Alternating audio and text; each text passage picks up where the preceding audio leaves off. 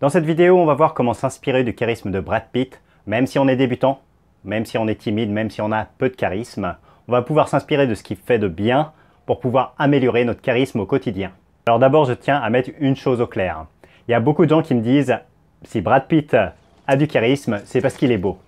Et en effet, il est super beau gosse.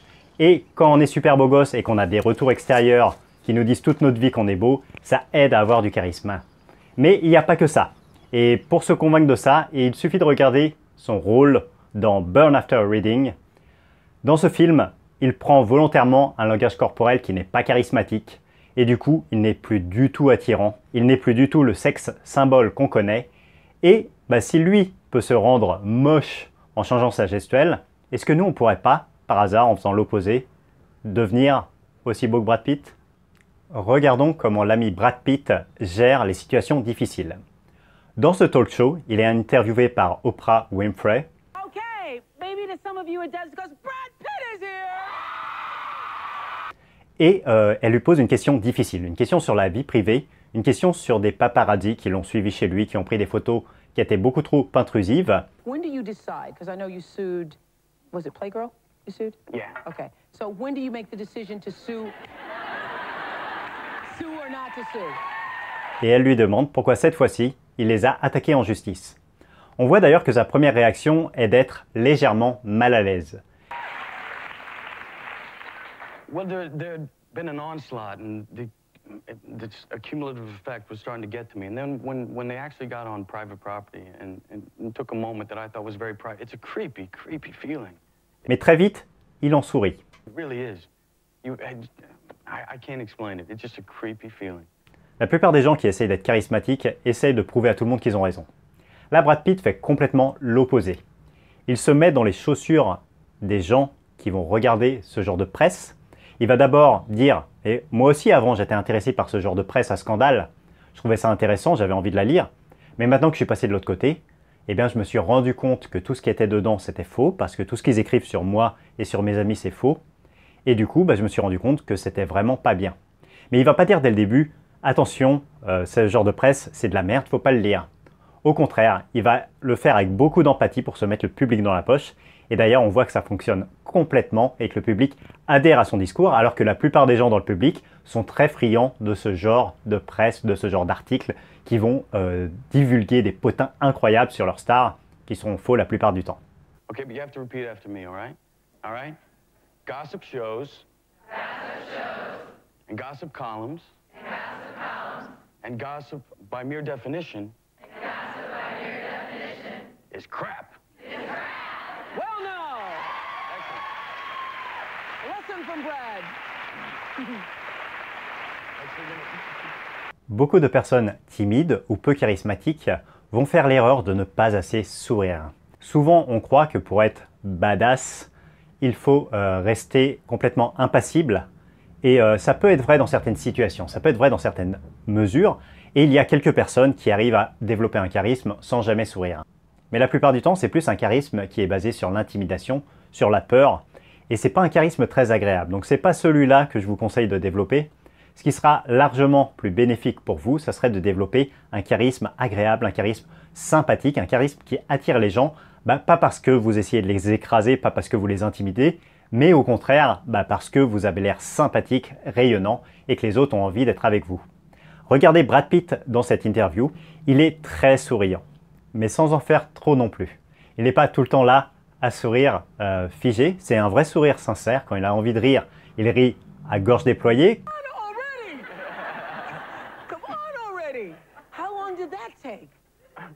Et quand il a envie de dire quelque chose sérieusement, il reprend un ton normal.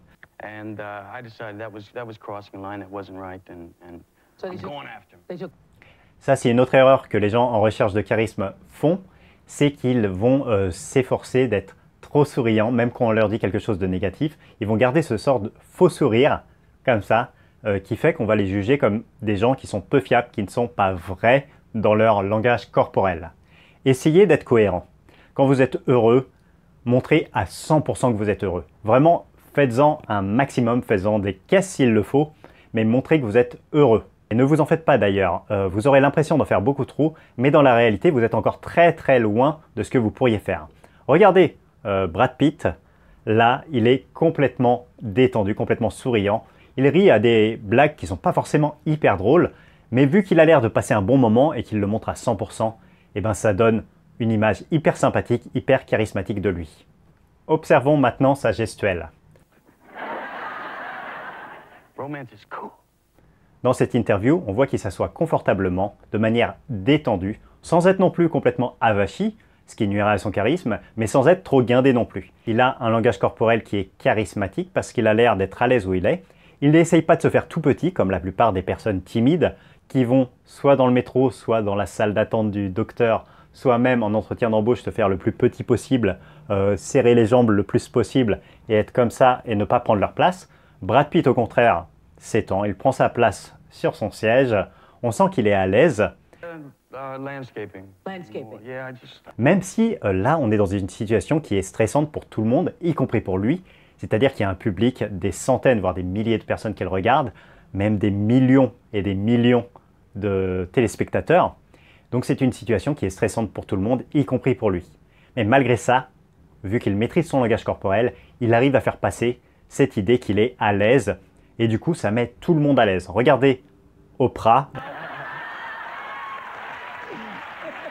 la présentatrice, qui semble complètement conquise par Brad Pitt, bon, qui ne le serait pas, mais en tout cas, il donne vraiment envie de le suivre, il donne envie de l'écouter, et même si ce qu'il raconte n'est pas forcément extraordinaire, eh ben, on est suspendu à ses lèvres.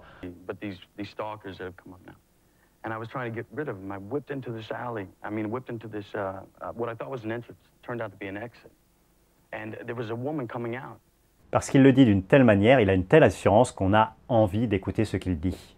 Ses gestes sont lents, assurés. Il n'est pas dans la gesticulation, il n'est pas non plus dans l'immobilisme. Il est vraiment dans un juste milieu qui est hyper intéressant en termes de charisme. Si vous voulez voir la différence, je vous invite à regarder encore une fois Burn After Reading, dans ce rôle où, pour devenir moins charismatique, parce que c'est le rôle qui exige ça, il va se mettre à gesticuler beaucoup plus comme ça, à faire des mouvements un peu bizarres, à danser bizarrement.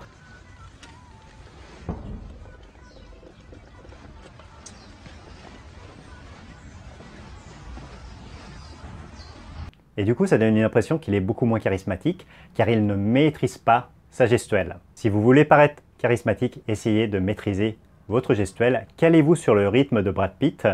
Et ça marche même si vous êtes timide. Si vous êtes timide, vous avez tendance à vouloir accélérer vos mouvements, à essayer de faire les choses le plus rapidement possible pour ne pas déranger les autres. Et c'est justement l'inverse qu'il faut faire.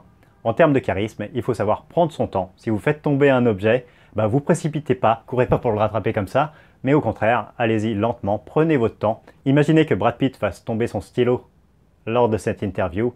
Est-ce que vous pensez qu'il se jetterait par terre le plus rapidement possible pour le ramasser? Certainement pas. Donc, essayez de vous inspirer de ça, de ce calme, de ce charisme, et d'essayer d'en incorporer une petite dose au quotidien.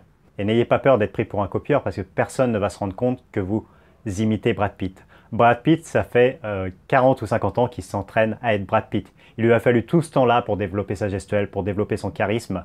Donc même si vous essayez au maximum de lui ressembler, personne ne verra que vous essayez d'imiter Brad Pitt. Vous serez vous avec une petite pointe de Brad Pitt et c'est déjà pas mal. So be it. Yeah, These that was guys the are only losers. good thing. Si cet épisode vous a plu, je vous invite à mettre le pouce en l'air, surtout à le partager à vos amis, c'est très important pour moi pour faire décoller cette chaîne. J'ai également préparé une conférence gratuite de 2 heures sur la timidité où je donne plein de conseils aux personnes timides pour qu'elles prennent confiance en elles.